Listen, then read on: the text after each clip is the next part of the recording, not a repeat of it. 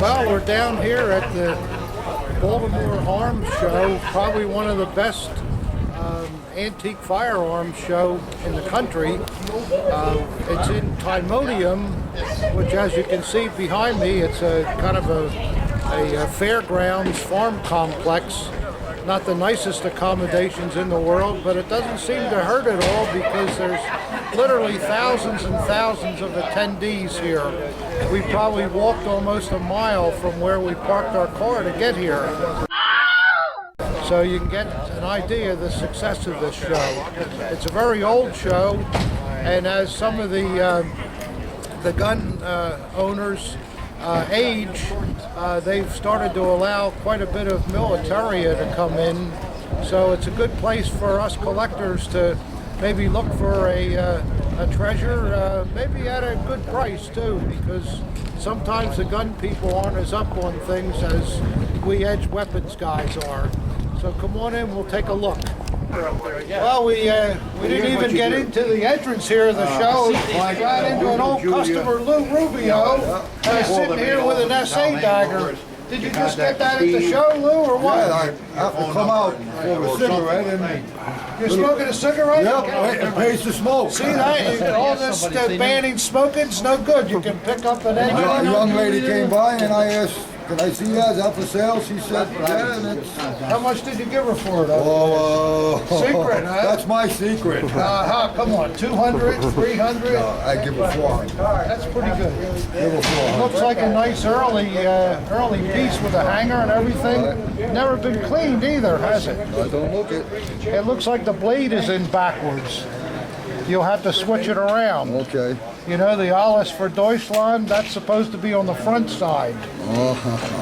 So you want to, if you got a toolkit, take that tang nut off and turn the blade around. They did turn it around. Yeah, somebody turned it around. It wouldn't have been worn like that. You're right.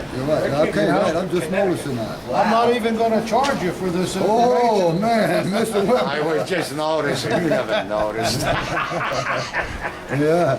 Well, it looks like a nice, I mean, I would sell a dagger like that for about $700 or $800. Okay, well. So you did pretty good, Lou. Oh, thank you, Mr. Whip. Yeah, Thank you. it's really good to see you. I'm glad I saw you. I'd have been a little nervous. That's right, and make sure you get on my Christmas card list. Oh, the best Christmas cards ever. So we're inside of the show now, and some of the antique arms that are here are really phenomenal. A lot of absolute museum quality pieces, particularly this beautiful Cumberland Pennsylvania rifle. It has a lot of brass work with the owner's name in the back. And the tiger maple on the weapon is just the best you'll ever see. It's really a long rifle, long and thin, and very elegant. It's from 1791 model Cumberland Masterpiece.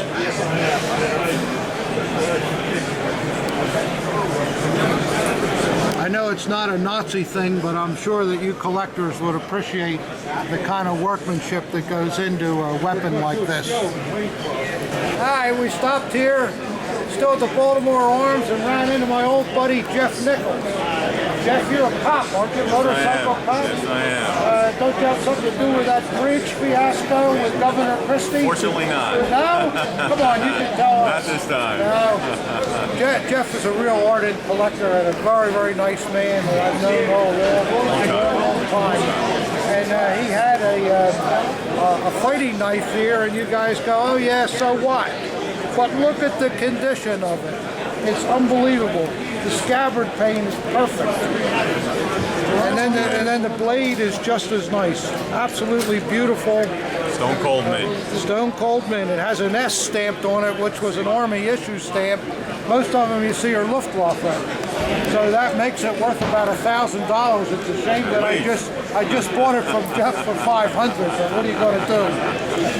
And what else you got there, buddy? We got an SKK chain dagger here.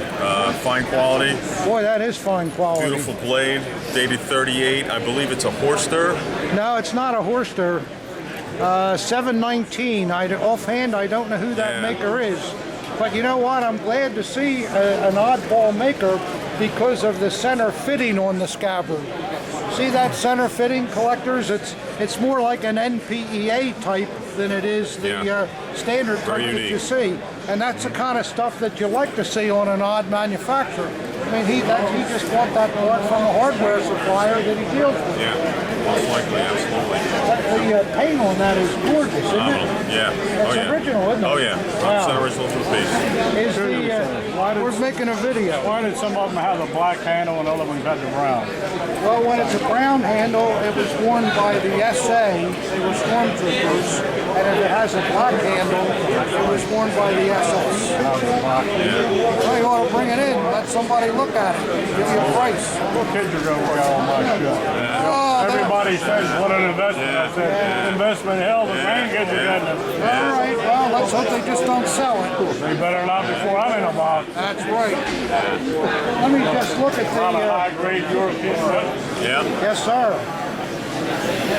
Yeah, if you look at the back of the chain link here, it's got the standard NSKK Musterschutz stamps, and then it has the Asman stamp, RZM M5-8, and that's pretty much standard.